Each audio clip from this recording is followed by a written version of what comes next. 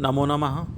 मैं डॉक्टर के L Meena Sanskrit online class में आज हम अपादान कारक पंचमी विभक्ति के सूत्र भीत्रार्थानाम भय हेतु एवं आख्यातोपयोगे सूत्र का अध्ययन करेंगे।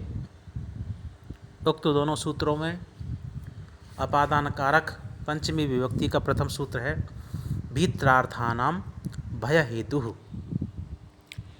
इस सूत्र का अर्थ है भी धातु और त्रय धातु इन दोनों धातुओं के योग में तथा इनके अर्थ वाली अन्य धातुओं के योग में जिससे भय हो या जिससे रक्षा की जाए उसमें अपादान कारक होता है। अर्थात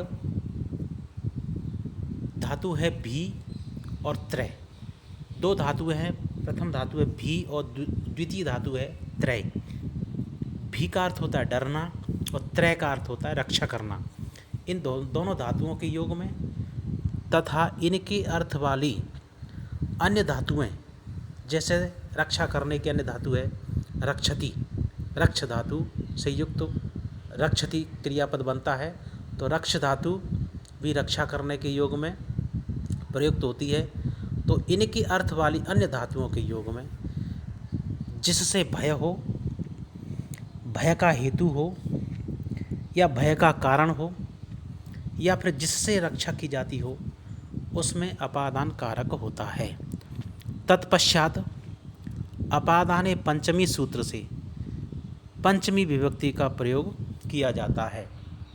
जैसे उदाहरण है चोरात बिभेति, चोर से डरता है। यहाँ पर बिभेति क्रियापद में भी धातु है, भी धातु से मिलकर के क्रियापद बना है बिभेति। और चोरात में पंचमी विभक्ति लगाई गई है क्योंकि डरने का जो कारण है, डरने का जो हेतु है, भय का जो हेतु है वह है चोर। तो चोर से डरता है तो डरने का हेतु चोर है, इसीलिए चोर में ही हम पंचमी विभक्ति लगाएंगे। इसीलिए यहाँ पर वाक्य बना है चोरात बिभेति। यहाँ पर चोरात में ही पंचमी विभक्ति लगाई है, चोर में ही पंचमी विभक्ति लगाई गई है क्योंकि भय का कारण चोर ही है, इसीलिए हमने यहाँ पर पंचमी विभक्ति का प्रयोग चोर में ही किया गया है। शिशु सर्पात बिभेति, बालक सर्प से डरता है। यहाँ पर भी धातु है, भी धातु से युक्त क्रियापद बना है बिभेति और शिशु के डरने का कारण है सर्प। शिशु के भय का कारण है सर्प, इसलिए सर्प में ही पंचमी विभक्ति लगा करके सर्पात शब्द बना है और वाक्य बना है शिशु सर्पात बिभेति। यहाँ पर सर्पात में ही पंचमी विभक्ति प्रयुक्त हुई है। त्रय धातु से युक्त उदाहरण है चोरात त्रायते, चोर से रक्षा करता है। यहाँ पर त्रय धातु से युक्त त्रायते क्रियापद बना है और चोरात में पंचमी विभक्ति का प्रयोग किया गया है। तो चोरात त्रायते, यहाँ पर चोरात में पंचमी विभक्ति लगाई गई है क्योंकि त्रय धातु का प्रयोग करने के साथ जिससे रक्षा की जाती है उसमें हम पंचमी विभक्ति लगाते हैं, इसीलिए चोरात में पंचमी विभक्ति लगाई है क्योंकि चोर से ही रक्षा की जा रही है। और वाक्य बना है चोरात त्रायते, यहाँ पर चोरात में पंचमी विभक्ति का प्रयोग किया गया है। पिता पुत्रम सिंहात रक्षति, पिता पुत्र को सिंह से बचाता है। यहाँ पर त्रय धातु से युक्त एवं त्रय धातु के अर्थ वाली अन्य धातुओं के योग में पंचमी विभक्ति लगाते हैं, इसीलिए त्रय धातु के अर्थ वाली धातु है रक्ष धातु। रक्ष धातु का भी अर्थ होता है रक्षा करना और त्रय धातु का भी अर्थ होता है रक्षा करना, इसीलिए यहाँ रक्षति क्रियापद में रक्ष धातु है जिसका अर्थ है रक्षा करना। तो पिता पुत्रम सिंहात रक्षति, इस वाक्य में पुत्र को सिंह से बचाया जा रहा है सिंह से रक्षा की जा रही है, इसीलिए जिससे रक्षा की जाती है उसमें ही हम पंचमी विभक्ति का प्रयोग करते हैं। तो यहाँ पुत्र की रक्षा सिंह से की जा रही है, इसलिए सिंहात में ही पंचमी विभक्ति लगाई गई है। माता पुत्रम अग्नेः रक्षति, माता पुत्र को अग्नि से बचाती है। इस वाक्य में रक्ष धातु से युक्त रक्षति बना है और अग्नेः में पंचमी विभक्ति का प्रयोग किया गया है, क्योंकि पुत्र की रक्षा अग्नि से की जा रही है।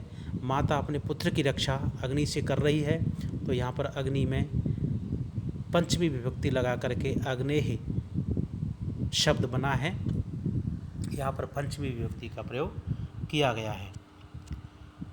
यहाँ पर एक विशेष बात देखने योग्य है कि यदि भय या रक्षा करने का हेतु नहीं हो तो उसमें पंचमी विभक्ति नहीं लगाते हैं। अर्थात यदि भय का कारण या रक्षा करने का जो कारण नहीं हो, यानी भय या रक्षा करने का हेतु नहीं हो, कारण नहीं हो, तो उसमें हम पंचमी विभक्ति नहीं लगाएंगे।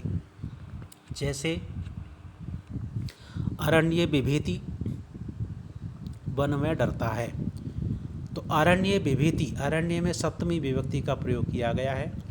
बिभेति में भी धातु है, फिर भी भी धातु होने के बावजूद भी अरण्य में सप्तमी विभक्ति का प्रयोग किया गया है।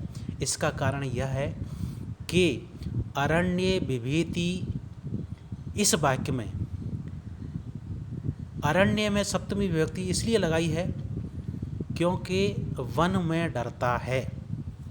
डरने का कारण वन नहीं है, क्योंकि इसमें भय का कारण यहाँ पर नहीं दिखाया गया है कि किस से डरता है। केवल इसमें बताया है कि अरण्ये बिभेति, वन में डरता है। अब वन में किस से डरता है, ये भय का हेतु नहीं है, भय का कारण नहीं बताया गया है, इसीलिए अरण्य शब्द में सप्तमी विभक्ति का प्रयोग हुआ है। यदि यहाँ पर भय का कोई कारण होता, भय का कोई हेतु होता, तो ही हम पंचमी विभक्ति लगाते। इसीलिए यहाँ पर हमने अरण्ये बिभेति, इस वाक्य में अरण्य में सप्तमी विभक्ति लगाई है, ना कि पंचमी। अरण्ये त्रायते, वन में रक्षा करता है, इसलिए यहाँ पर भी अरण्ये त्रायते में भी किससे रक्षा की जा रही है यह नहीं बताया गया है, केवल वन में रक्षा करता है। तो यहाँ पर रक्षा करना, किससे रक्षा की जा रही है वह हेतु यहाँ पर नहीं है, इसीलिए अरण्य में सप्तमी विभक्ति लगाई है, पंचमी विभक्ति का प्रयोग यहाँ पर नहीं किया गया है। यदि अरण्य में, वन में किसी से रक्षा की जाती, जैसे सिंह से रक्षा की जाती, रीछ से रक्षा की जाती, या किसी अन्य जीव जंतु से रक्षा की जाती, तो उस जीव जंतु जानवर में ही हम पंचमी विभक्ति लगाते, परंतु ऐसा यहाँ पर नहीं है। केवल अरण्ये त्रायते, वन में रक्षा करता है, तो रक्षा करने का हेतु यहाँ पर नहीं है, रक्षा करने का कारण यहाँ पर नहीं है, इसीलिए यहाँ पर पंचमी विभक्ति नहीं लगाई गई है। अगला जो सूत्र है वह है आख्यातोपयोगे। इस सूत्र में दो पद हैं, आख्याता और दूसरा है उपयोगे। आख्याता का अर्थ होता है अध्यापक, शिक्षक या फिर गुरु। उपयोगे का अर्थ होता है नियम पूर्वक पढ़ना। अतः आख्यातोपयोगे सूत्र का अर्थ होगा जिससे नियम पूर्वक विद्या आदि पढ़ी जाए या कुछ सीखा जाए, ऐसे शिक्षक में या पढ़ाने वाले की अपादान संज्ञा होती है। अर्थात जिससे नियम पूर्वक विद्या आदि पढ़ी जाए, ऐसे पढ़ाने वाले व्यक्ति में, ऐसे सिखाने वाले व्यक्ति में, शिक्षक में, गुरु में हम पंचमी विभक्ति लगाते हैं, वहाँ पर पंचमी विभक्ति का प्रयोग किया जाता है।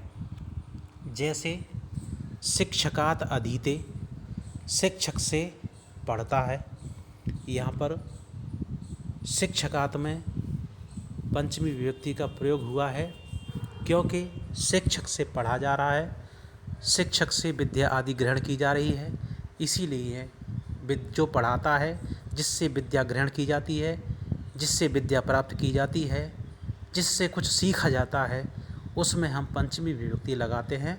अतः इस वाक्य में शिक्षकात अधीते, यहाँ पर शिक्षकात में पंचमी विभक्ति का प्रयोग किया गया है। छात्रः गुरोः अधीते, छात्र गुरु से पढ़ता है। इस वाक्य में गुरोः में पंचमी विभक्ति लगाई गई है, क्योंकि छात्र गुरु से शिक्षा ग्रहण कर रहा है, गुरु से पढ़ रहा है, तो यह पढ़ाने वाला गुरु है, इसीलिए गुरु में गुरोः पंचमी विभक्ति का प्रयोग हुआ है। सह अध्यापकात् संस्कृतं पठति, वह अध्यापक से संस्कृत पढ़ता है। यहाँ पर पढ़ाने वाला अध्यापक है, इसीलिए पढ़ाने वाले में ही पंचमी विभक्ति होगी। अतः अध्यापक में पंचमी विभक्ति का प्रयोग किया गया है। यहाँ पर दो सूत्र भीतरार्थानां भय हेतु एवं आख्यातोपयोगे, दोनों सूत्रों का अध्ययन किया। दोनों सूत्रों का यहाँ पर अर्थ स्पष्ट हो चुका होगा। प्रथम सूत्र भीतरार्थानां भय हेतु का अर्थ भी धातु और त्रय धातु के योग में जो भय का हेतु होता है, जो रक्षा करने का कारण होता है, जिससे रक्षा की जाती है, उसमें हम पंचमी विभक्ति लगाते हैं। द्वितीय सूत्र आख्यातोपयोगे, इस सूत्र में जो आख्याता होता है, व्याख्याता होता है, गुरु होता है, जिससे नियम पूर्वक विद्या आदि पढ़ी जाती है, उसमें हम पंचमी विभक्ति लगाते हैं, उसमें अपादान कारक का प्रयोग किया जाता है। धन्यवाद।